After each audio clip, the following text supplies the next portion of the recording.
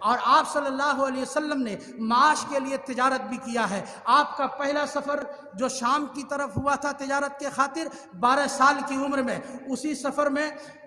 بحیرہ راہب نامی کا ایک مشہور واقعہ رونما ہوا تھا۔ پھر آپ نے اس کے بعد دوسرا سفر 25 سال کی عمر میں کیا تھا، حضرت خدیجہ رضی اللہ تعالی عنہا کا مال لے کر کے۔ اس کے پیچھے بھی بہت لمبا واقعہ ہے، میں مختصر میں عرض کرنا چاہتا ہوں کہ حضرت خدیجہ کا مال حضرت ابو طالب کے کہنے پر آپ لے کر گئے تھے۔ حضرت ابو طالب نے کہا تھا کہ دیکھو قوم کا قافلہ جانے والا ہے اور خدیجہ مکہ میں بہت مالدار عورت ہے، وہ اپنے مال کو لوگوں کے حوالے کرتی ہے اور اجرت پر بھیجتی ہے، اس بار تم جا کے پیشکش کرو، خدیجہ تمہیں ضرور اپنا مال دے کر تمہیں شام کی طرف بھیجے گا اور اس سے جو اجرت ملے گی، جو فائدہ ہوگا، اس سے ہمارے لیے اور تمہارے لیے بھی آسانیاں ہوں گی۔ حضور صلی اللہ علیہ وسلم نے اس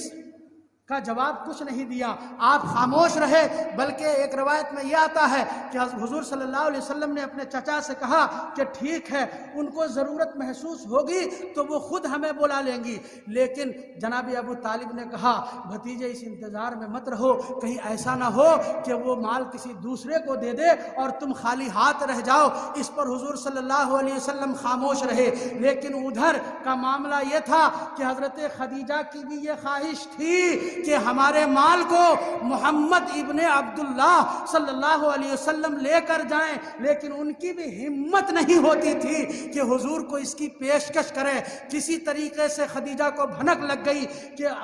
ابو طالب اپنے بھتیجے کو میرے مال کو لے کر تجارت کے لیے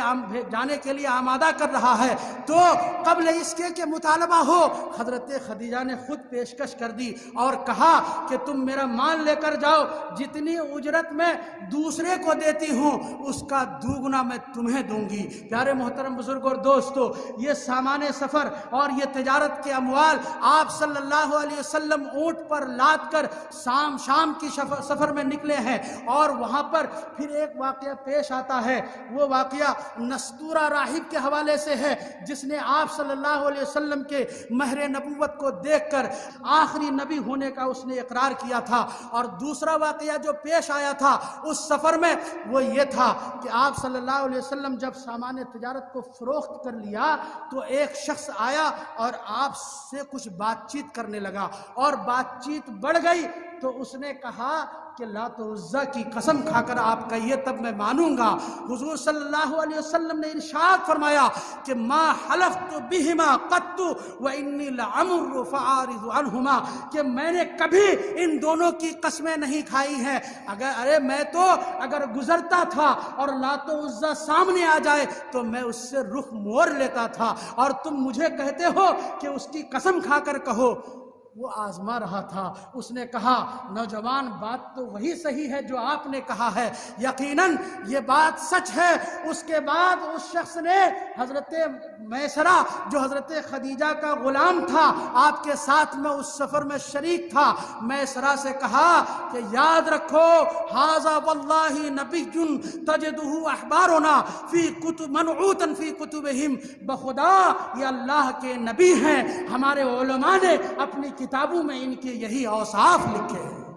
پیارے محترم بزرگ اور دوستو، واقعہ اور آگے بڑھا، حضور صلی اللہ علیہ وسلم واپس آئے تجارت کر کے، اور اس بار حضرت خدیجہ رضی اللہ تعالی عنہا کو جو تجارت میں نفع ہوا وہ ہر سال سے کئی گنا زیادہ نفع ہوا۔ نبی اکرم صلی اللہ علیہ وسلم کی پاک دامنی اور آپ کی دیانتداری، تجارت میں مہارت، اور پھر دیگر امور، جو نستورہ کا واقعہ، پھر اس شخص کا واقعہ، آپ جب واپس آ رہے تھے مکہ المکرمہ تو حضرت خدیجہ نے تو خود اپنی آنکھوں سے دیکھا کہ آپ واپس آ رہے ہیں، اور دھوپ ہے تو دو فرشتہ آپ کو سایہ کیا ہوا ہے۔ حضرت خدیجہ کو جب ان تمام چیزوں کا علم ہوا تو وہ سمجھ گئی کہ یہ کوئی نوجوان عام نوجوان نہیں ہے، وہ بہت مستقل مزاج عورت تھی حضرت خدیجہ۔ اس نے آپ کی پاک دامنی اور تجارت میں مہارت اور تمام چیزوں کو دیکھا، اور آپ صلی اللہ علیہ وسلم نے ویسے بھی 25 سالہ زندگی کو لوگوں کے سامنے پیش کر دیا تھا۔ ان تمام چیزوں کو دیکھنے کے بعد حضرت خدیجہ نے خود سے پیشکش کی اور آپ سے نکاح کرنے کی خواہاں ہوئی۔ یہاں پر کچھ لوگ تاریخ کو توڑ مڑوڑ کر پیش کرتے ہیں اور کہتے ہیں کہ اللہ کے رسول صلی اللہ علیہ وسلم نے حضرت خدیجہ سے اس لیے نکاح فرمایا تھا کہ وہ مکہ کی عورتوں میں سب سے بڑی مالدار عورت تھی۔ ارے تاریخ یہ نہیں ہے، تاریخ یہ ہے کہ حضرت خدیجہ نے حضور صلی اللہ علیہ وسلم کی عفت و پاک دامنی اور آپ کی وہ امانت داری اور آپ کا وہ سچا ہونا، ان تمام اوصاف کو دیکھ کر کے حضرت خدیجہ نے خود نکاح کی پیشکش کی تھی۔ یہ حضور صلی اللہ علیہ وسلم کا تجارتی سفر۔ دو سفر کا اور ذکر ملتا ہے۔ دو سفر آپ نے یمن کی طرف کیا تھا اور ایک سفر آپ نے بحرین کی طرف بھی کیا تھا۔ یہ کچھ اسفار نبی اکرم صلی اللہ علیہ وسلم کے ہیں جس کی بنیاد پر ہم یہ کہہ سکتے ہیں کہ اللہ کے رسول صلی اللہ علیہ وسلم نے کسب معاش کو اختیار فرمایا ہے۔ آپ نے حصول رزق کے